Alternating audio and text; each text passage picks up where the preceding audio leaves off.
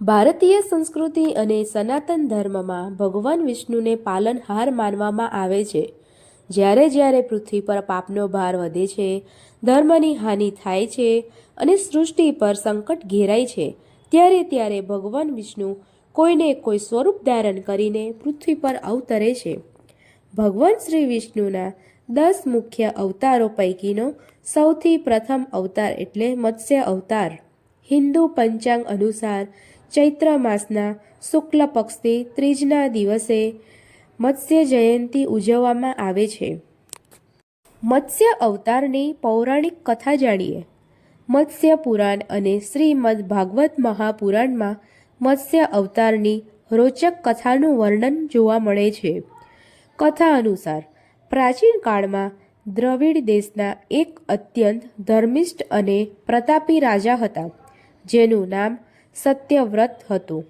તેઓ પાછળથી વૈવત્સવ મનુ તરીકે ઓળખાયા. એક દિવસ રાજા સત્યવ્રત કૃતમાલા નદીના કાંઠે સૂર્યનારાયણને જળ અર્પણ કરી રહ્યા હતા. ત્યારે તેમની અંજલિમાં એક નાનકડી માછલી આવી ગઈ. રાજાએ તેને નદીમાં પાછી છોડી દેવાનો પ્રયત્ન કર્યો, પરંતુ માછલીએ મનુષ્ય વાણીમાં કહ્યું, હે રાજન, નદીના મોટા જળચરો મને ખાઈ જશે. કૃપા કરીને મારા પ્રાણ બચાવો. દયાળુ રાજાએ તે નાની માછલીને પોતાના કમંડળમાં મૂકી દીધી, પરંતુ એક રાતમાં જ તે માછલી એટલી મોટી થઈ ગઈ કે કમંડળ નાનું પડવા લાગ્યું. રાજાએ તેને માટલામાં, પછી સરોવરમાં અને ત્યારબાદ વિશાળ તળાવમાં મૂકી. છતાં માછલીનું કદ અવિરત વધતું જ રહ્યું. છેવટે રાજા સત્યવ્રતે તેને સમુદ્રમાં પધારવાનો નિર્ણય કર્યો. ત્યારે માછલીએ કહ્યું કે સમુદ્રમાં તો મગરમચ્છ અને મોટા જીવો મને નુકસાન પહોંચાડશે. આ સાંભળીને રાજા સત્યવ્રત સમજી ગયા કે આ કોઈ સામાન્ય માછલી નથી. તેમને હાથ જોડીને પ્રાર્થના કરી કે આપ કોણ છો? કૃપા કરીને આપનો વાસ્તવિક પરિચય આપો. ત્યારે ભગવાન શ્રી વિષ્ણુ પોતાના ચતુર્ભુજ સ્વરૂપમાં પ્રગટ થયા અને તેમણે કહ્યું કે હે રાજન, આજથી 7મા દિવસે પૃથ્વી પર ભયંકર મહાપ્રલય આવશે અને સમગ્ર પૃથ્વી જળમગ્ન થઈ જશે.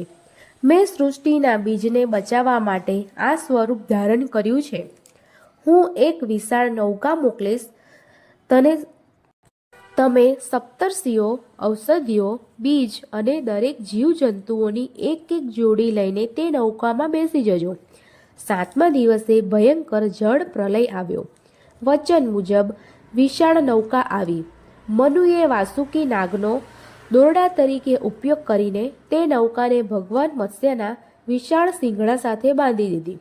પ્રલય દરમિયાન ભગવાન મત્સ્યે તે નૌકાને સુરક્ષિત રાખી અને સપ્તર્ષિઓ તથા મનુને વેદ અને આત્મજ્ઞાનનો ઉપદેશ આપ્યો. પ્રલય શાંત થયા બાદ મનુ દ્વારા નવી સૃષ્ટિનું નિર્માણ થયું.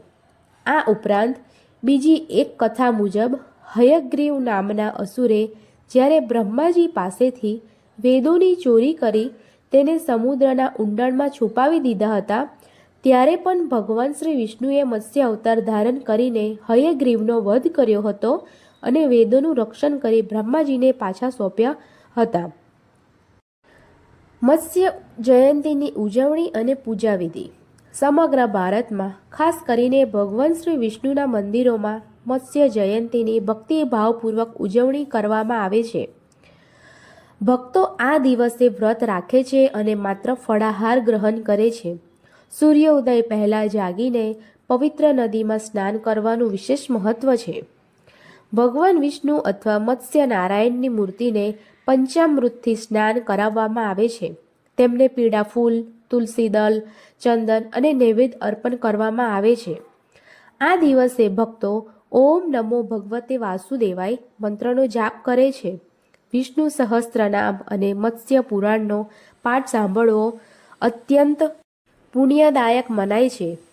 મત્સ્ય જયંતી પર માછલીઓને લોટની ગોળીઓ ખવડાવવાથી અને નદી કે તળાવની સફાઈ કરી પુણ્ય પ્રાપ્ત કરી શકાય છે. ગરીબ અને જરૂરિયાતમંદ લોકોને અન્ન જળ ભરેલા માટલા અને વસ્ત્રોનું દાન કરવાથી અક્ષય પુણ્યની પ્રાપ્તિ થાય છે.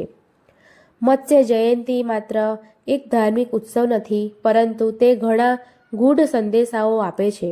વેદોનું રક્ષણ એ સૂચવે છે કે જ્ઞાન વિના સૃષ્ટિનો વિકાસ અશક્ય છે. માછલી જેવા જળચર જીવનું સ્વરૂપ ધારણ કરીને ભગવાને પ્રકૃતિના દરેક જીવનું મૂલ્ય સમજાવ્યું છે. પ્રલય એ અંત નથી, પણ નવા સર્જનની શરૂઆત છે. મિત્રો, વિડીયો પસંદ આવ્યો હોય તો લાઈક કરો, શેર કરો અને ચેનલને સબસ્ક્રાઈબ કરવાનું ન ભૂલશો. જય શ્રી રામ.